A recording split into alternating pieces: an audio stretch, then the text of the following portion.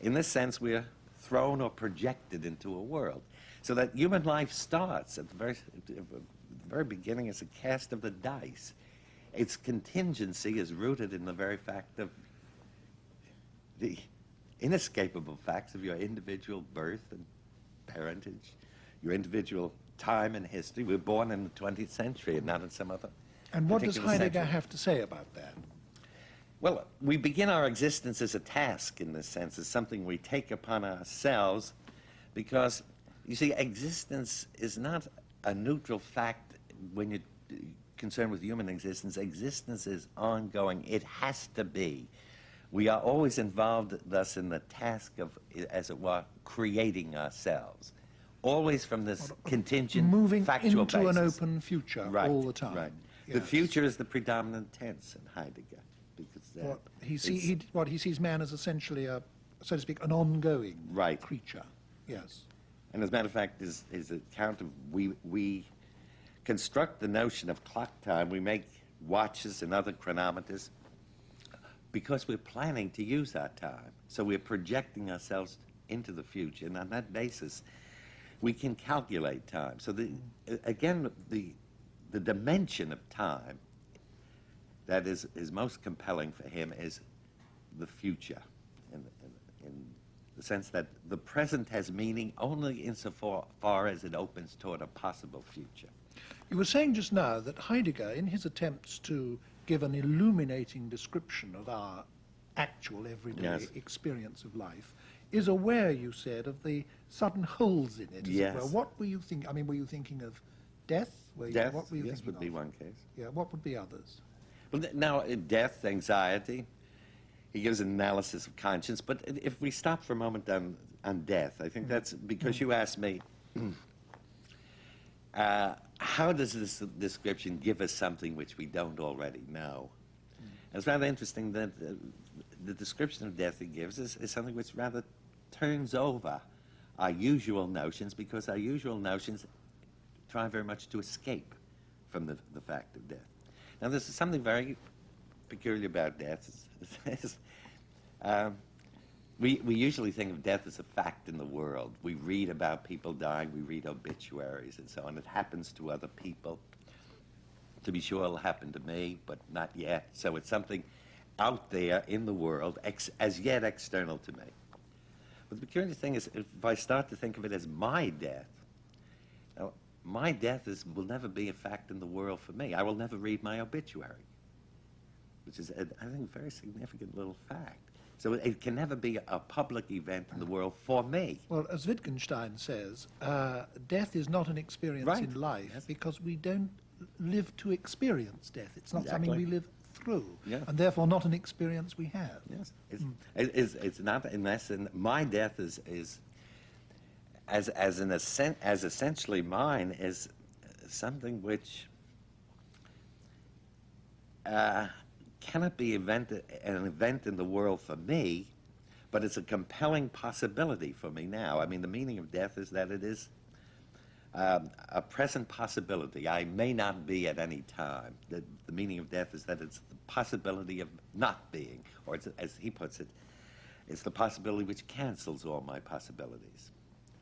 Now, in this sense, it's the most extreme of possibilities, but his point is, once you realize that this particular possibility inhabits your existence, it's sort of the warp and woof of it in some way, that you can either collapse and scurry away from it in fear, or you can face up to it, and then you ask yourself the question, there is that possibility.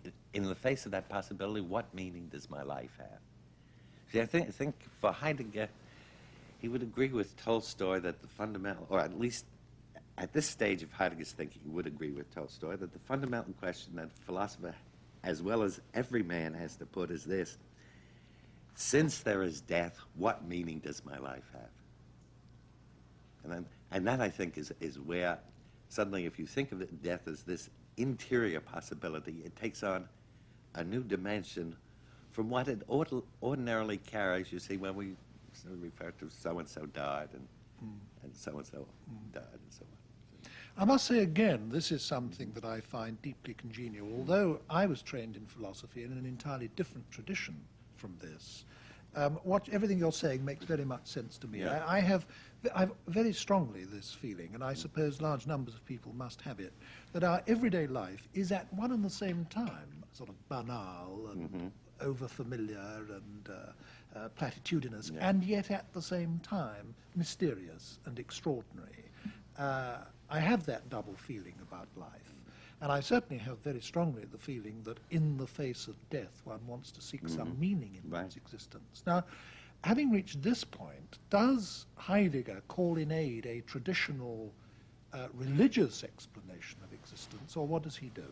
No, he has no answer. All he's pointing out is the structure of human existence, or the framework within which one has to pose these questions. He's showing that this is a dimension of human existence which has to be faced. What answer you give to the question, what meaning do I have, will depend upon the particular individual. I mean, Heidegger has no ethics in this sense. The one feature of human life which he does draw a great deal of attention to, in addition to this, what you called Geworfenheit, the fact that we are flung into it and find ourselves in the middle of it, is the finitude of it, isn't it? I mean, not only do we just kind of wake up in the world and find ourselves here, but the whole situation lasts a very short time. I mean, we've scarcely got used to finding ourselves here, then it all stops again. And the fact that it all stops again is, for most human beings, as you were just saying, very frightening and very alarming. How does he recommend that we proceed from there? No recipes. The point is, he points out that whatever decision you take to give your life meaning or to encounter death, it is the human condition that must be faced in one form or another.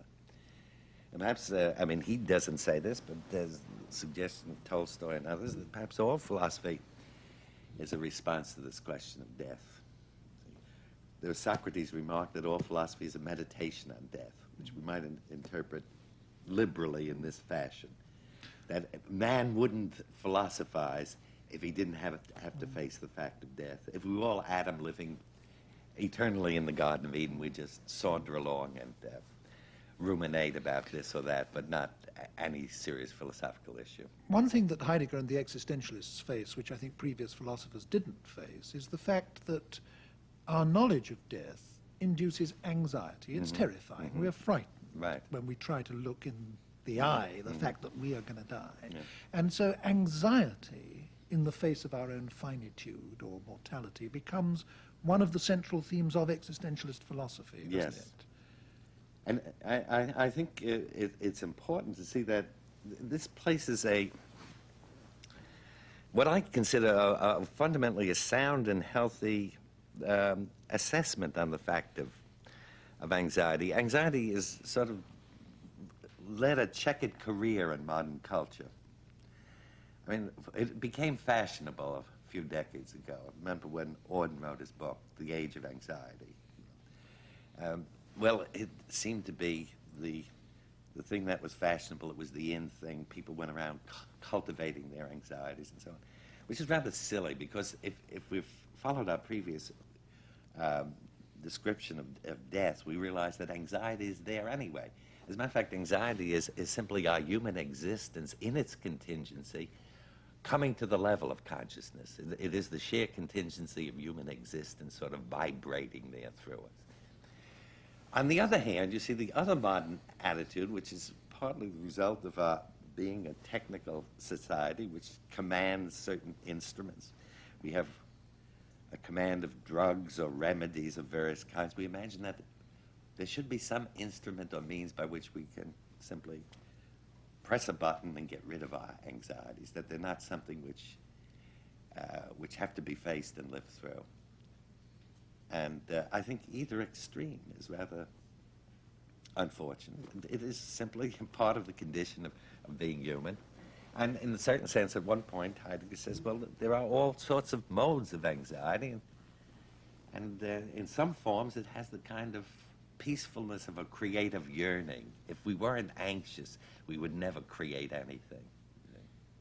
But man's attempt to evade, to, so to speak, run away from his own anxiety, to evade the reality of his own mortality, leads, doesn't it, to the next existentialist theme, namely alienation, that we avert our eyes from the stark reality of our own existence and, in a sense, cease to participate in the realities of our own existence. Now, this is something that existentialist philosophers have a great deal to say about too, and another term like the term anxiety, which has become much misused by sort of fashionable and trendy writers. Yes. Would you agree with that? Yes, as a matter of fact, alienation is unfortunately one of the terms that's been tossed around so that if the word is used, people will say, oh, that boring subject, you see, because it's not. But it does happen, nevertheless, to be one of the deepest themes of modern culture. And it preoccupied Hegel, Marx, and I think it's been a main item in contemporary literature of the 20th century. Now, Heidegger's point, you see, perfectly validated. The mere fact that we have a civilization which has a great deal of means of information at its disposal, so people know what's in or what's out, what's going. So the word alienation is tossed around. And the mere fact that we make it into an empty banality, in a sense, promotes our alienation. It's one of the causes. I mean, one way of escaping anxiety is not to take it seriously, to make it frivolous or trendy or... Yes. Well, he's alienated, so what? Yeah. But see, alienation occurs for Heidegger on several levels. One is this level in which we may lose ourselves in the impersonal social self. A man buries himself in his persona, his social role, and so on. As a matter of fact, Sartre took that from him and developed it really like very melodramatic. The Wordsworth poem, "The world is too much with us, yes, late indeed. and soon, getting and spending, we lay waste our powers," etc. But you see, alienation is really quite a real problem. In this sense, I must say, I have a feeling of very acutely for the moment. I'm putting this slightly humorously, but I think you will understand this. Here I descended from the skies into London, and I haven't quite found myself, and it seems rather strange. See, alienation You feel slightly detached from reality. And as I walk the streets, these are strange people in certain ways. Yeah. A couple of more days, and I probably feel at home. Yeah. Fundamentally, the word alienation, of course, means something we all feel like that in strange cities, but some people feel like that in the world, don't they? Yes, permanently. they inhabit their own skins as strangers.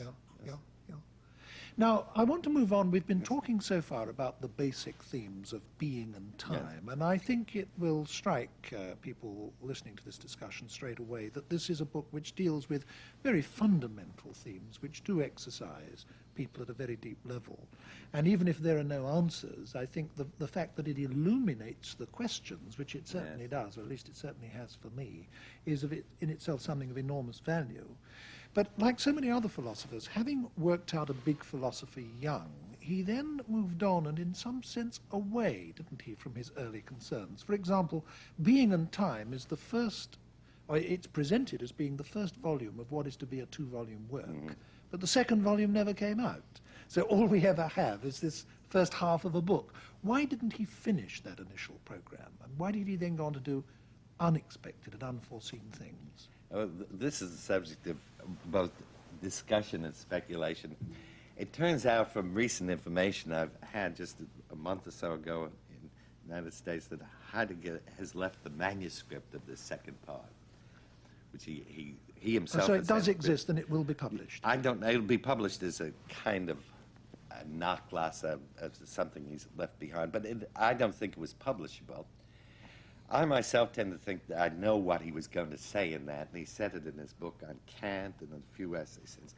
But then there occurs this thing which is the Heideggerian scholars call the Kehre, the turn.